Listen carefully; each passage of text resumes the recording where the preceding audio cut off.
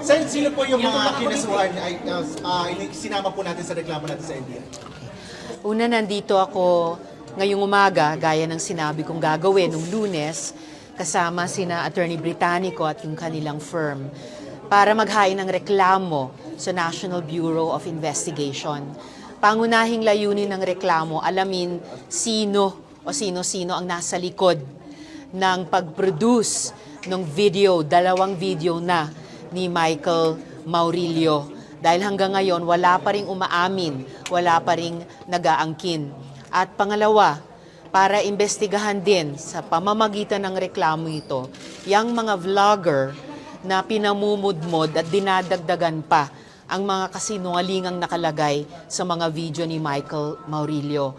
Kabilang po dyan, sina Crisette Chu, Jay Sonza, Sas Sasot, Trixie Cruz Angeles, Banat Bay at iba pa. So abangan po natin ang progress nitong investigasyon.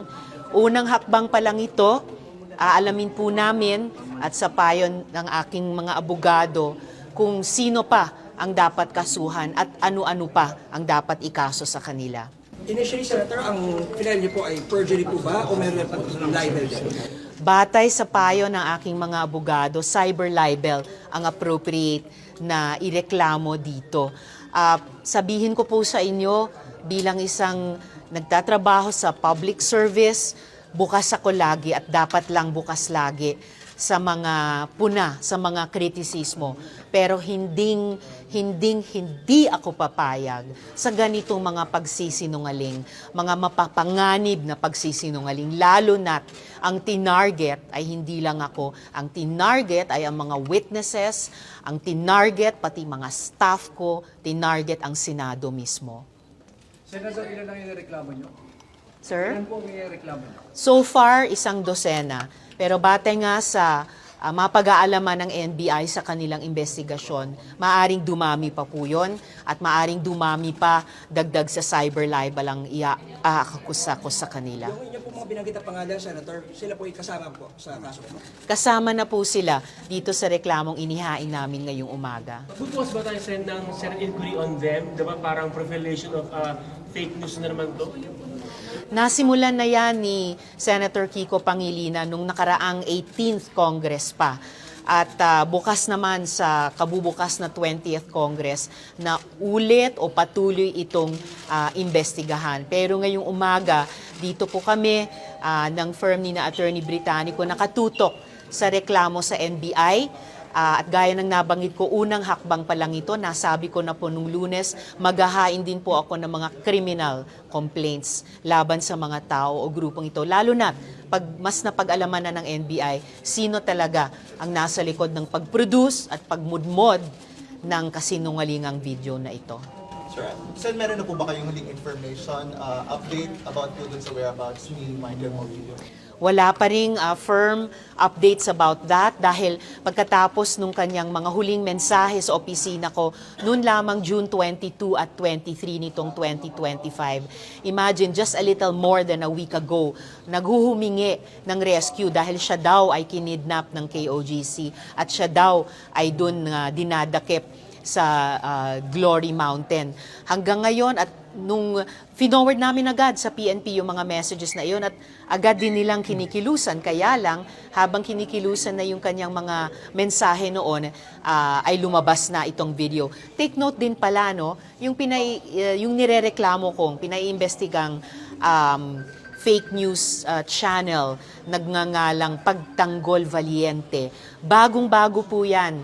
Binuo lamang nung June 24, the day after, nung mga huling mensahe ni Michael Maurilio. So, hiniling ko sa NBI ngayon alamin sino ba yung Pagtanggol Valiente na yan, sinong mga tao, sinong grupo, at dahil baka o malamang konektado yan dun sa cry for help nung earlier last month ni Michael Maurilio. Nanalangin pa rin ako para sa kanyang kaligtasan. Sana matukoy kaagad ng PNP Davao kung nasan siya at mailigtas. Pero gayunpaman, kailangan na niyang magpaliwanag at managot kung bakit siya nagsisinungaling sa mga video na ito. Sen, do you believe in the theory na maaaring, yun nga, kinidnap po si Michael Maurilio? His statement was not on his own volition at siya po ay in grave danger?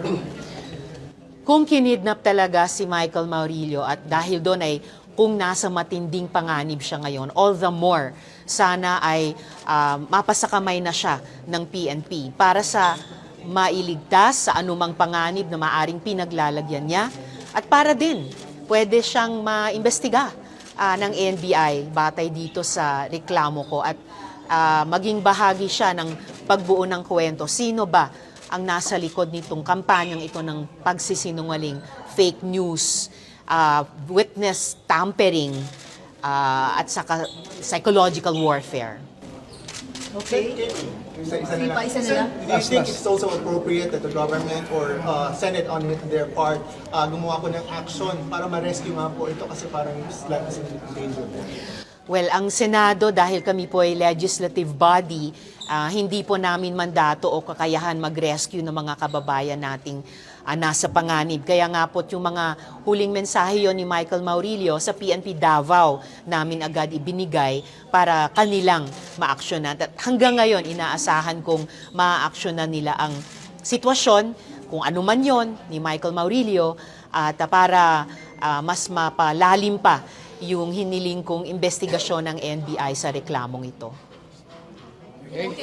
Maraming salamat po.